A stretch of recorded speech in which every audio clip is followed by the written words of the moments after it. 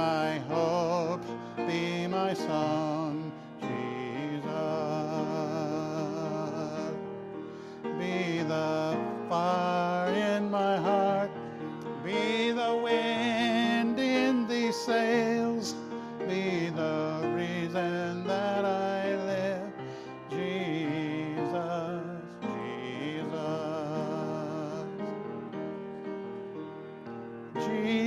Jesus, be my vision, be my path, be my guide, Jesus. Be the fire in my heart, be the wind in these sails, be the reason that I live, Jesus, Jesus. Be the fire in my heart, be the wind in these sails, be the reason that I live, Jesus, Jesus,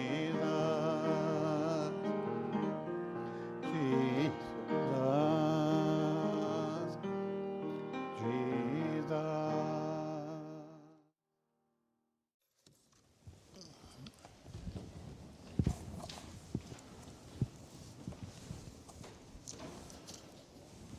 Are you the expected one, or shall we look for someone else?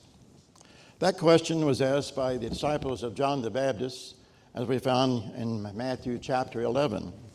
And when that question was asked by the disciples of John, John was in prison, for he had rebuked Herod, the ruler of Galilee, and for Herod and Herodias were living together. And Herodias was the wife of Herod's brother Philip. Now, John had recognized Jesus when he baptized him in the river Jordan, but now he was in prison, and the great judgment that he had declared had not come to pass. Jesus was different. The political and the religious picture had not changed in the time that Jesus was preaching and the life of John. The great judgment had not come that John had talked about. The corruption was there, and those who were in power were corrupt. So John asked his disciples to go and talk to Jesus and ask him the question, are you the expected one, or should we look for somebody else? Now, Jesus could have answered the question of John's disciple with a simple, yes, I am the Christ, and that would have taken care of it. But he could also have called names, conditions, and places, but he didn't. He simply said, go and tell John, the blind receive sight, and the lame walk, the lepers are cleansed, and the deaf hear, the dead are raised up, and the poor have the gospel preached to them. And blessed is he who does not take offense at me. As disciples were returning, Jesus began to speak to the crowds about John. And so he asked the question of those people in the crowd, what did you go out in the deserts or the wilderness to see? A reed shaken by the wind? But what did you see? A man dressed in soft clothing? Jesus went on to answer his own question. Those who wear soft clothing are in king's palaces. But what did you go out to see? A prophet? Yes. And I tell you, this is the one, and he's more than a prophet. This is the one about whom it is written, behold, I send my messenger ahead of you who will prepare the way before you. And if you are willing to accept it, John himself is Elijah who was to come. Jesus defended the ministry of John, but then he went on to ask the question, to what shall I compare this generation? It is like children sitting in the marketplaces who call out to each other saying, we played the flute for you and you did not dance. We sang a dirge and you did not mourn. You see, Jesus is saying to the people that they found reason to take offense at John and himself. John and Jesus did not meet the people's expectations of being a prophet or being a Messiah. John's lifestyle led people to accuse him of being a demon, while Jesus' habit of eating and drinking with sinners earned him a bad reputation. And so Jesus says he's like children playing in the street. That's happening in some churches today even. Children are playing around, the adults are. But having described the people in his day, Jesus turns to prayer. He thanks his Father because he has hidden these things from the wise and the intelligent and reveals them to infants. The wise and the intelligent may refer to those who reject Jesus and his messages, such as the scribes and the Pharisees, the Sadducees. The infants are children in this message, on the other hand, are not regarded as wise or important. They are the ones that are poor in spirit, the meek, the merciful, the persecuted, the sick and the lame, the lepers and the demon-possessed, the tax collectors and sinners. They are the one who comes to Jesus for healing of body and spirit. But it is God's will that these infant or children see what the wise cannot see. Jesus is sent by the Father, and he reveals the Father. Now, the prayer of Jesus is very important to me as I read through this and studied it. It's a sharp rebuke to the wise and the intelligent people of our day and time. It's a rebuke to what we would call the elite of society, the keepers of the religion, and we have them in every church, I think, where they think that everything has to go their way and they have the right way. But it is a rebuke to them. Jesus' prayer is a rebuke to those today who would deny the virgin birth, the incarnation of Jesus, the redemption of all mankind by his sacrificial death on Calvary.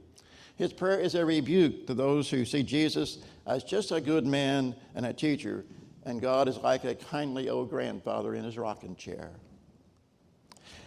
The prayer of Jesus is a statement against the hypocrisy of the scribes and the Pharisees. In Matthew's Gospel, in chapter 23, we find that Jesus talks about those people when he says, the teachers of the law and the Pharisees sit in Moses' seat. So you must be careful to do everything they tell you, but do not do what they do, for they do not practice what they preach. They tie up heavy burdens, cumbersome loads, and put them on other people's shoulders, but they're not willing to lift a finger to move them. The prayer of Jesus is also a prayer of authority. For he says, all things have been committed to me by my Father. No one knows the Son except the Father, and no one knows the Father except the Son, and to those whom the Son chooses to reveal him. So Jesus' prayer is a prayer of thanksgiving, of praise. For he said, I praise you, Father, Lord of heaven and earth, that you have hidden these things from the wise and the intelligent, and have revealed them to infants. Then Jesus turns to an invitation for all to come into a relationship with him. It's a prayer of grace. Come to me, all you who are burdened and heavy laden, I will give you rest. Take my yoke upon you and be blessed. Notice that prayer. It includes those who are heavy laden and burdened. Jesus' prayer is those who live under harsh religious and political system. And as we said, the religious leaders add their particular interpretations and practice of the law. And the Jewish people live as second-class citizens under them. The invitation of Jesus, then, is greater than the mindset of society today and in some religious gathering. Christ cuts through the hypocrisy of all mankind. He promises acceptance and new life for those who would accept him. So the question is, are you the expected one, or shall we look for another one? The answer is no. Jesus has come. He revealed and he praised John, the great forerunner who would come before him. Jesus outlined his ministry to the disciples of John, and the crowds. He rebuked the Jewish people.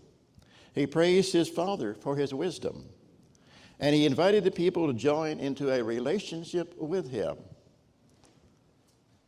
He said, "Come to me, all you who are weary and heavy laden, and I will give you rest. Take my yoke upon you and learn from me, for I am gentle and humble in heart, and you will find rest for your souls. For my yoke is easy and my burden is light."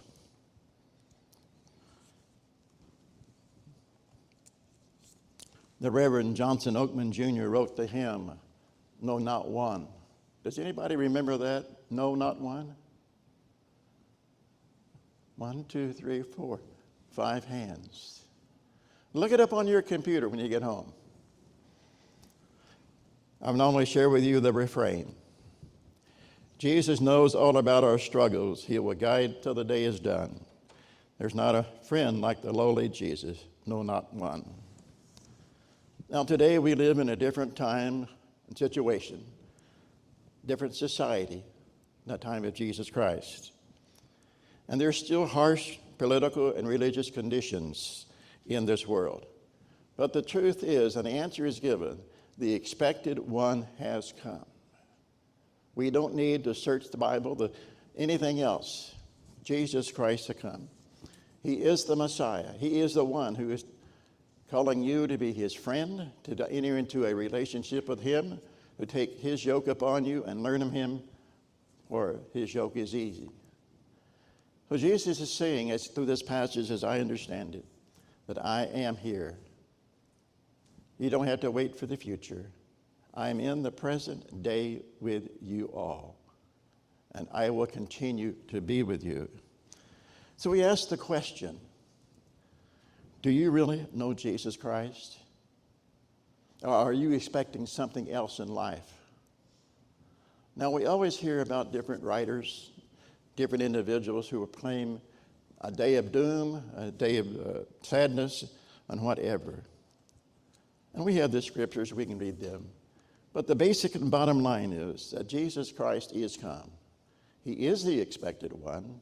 He has fulfilled the prophecies of the Old Testament, and he will fulfill that of the New, which he has spoken. So do you really know Jesus Christ? Are you like John when he was in prison, right before his death? Are you the expected one, or do we look for another? The people in the day and time of Jesus rejected him in many places and many times. And you perhaps have friends that have rejected Jesus Christ, that have rejected the church. Have you spoken to them about Jesus in your life? Have you said, he is the one I serve? I gather in his house on a Sunday morning to hear the songs of Zion, to hear the prayers of the people, the handshake. Do you? It behooves us, I think, to think about the scriptures and to follow through. If we truly know Jesus Christ, we need to practice what he has taught us. We reach out to people outside the church to draw them in. And this is not to talk about church membership. It's to talk about a relationship with Jesus Christ. Are you speaking about him to your neighbors and your friends, those who have not received him into their life? Those who have rejected him and write him off? 30%, that's probably an old number, of the people in the United States that call themselves members come to church on a Sunday morning. At one time I read that only 10% in England go to church. There's a vast field out there, and we need to talk about Jesus and to say that he is the expected one. He has come, and he comes offering us a new relationship, life. Look around you, brothers and sisters in Christ. I would guess that if one of you went to one of your brothers or sister here and say, pray for me, what would you do? Oh, no, I can't do that. Preacher's got to do it. No. Can you do it? Will you do it? Have you done it? You need to. We are, in many ways, our brother's keeper. Jesus has come and given us a great responsibility to lead others to know him, not to reject him, not to meet their expectations, but to see Jesus Christ as Lord. This morning, I want you just to bow your heads with me and think about, just for a few words, have you really received the Christ into your life? Are you telling the story that he is the one who was to come, the one who is, and the one who is coming again? And are you sharing his message to the world?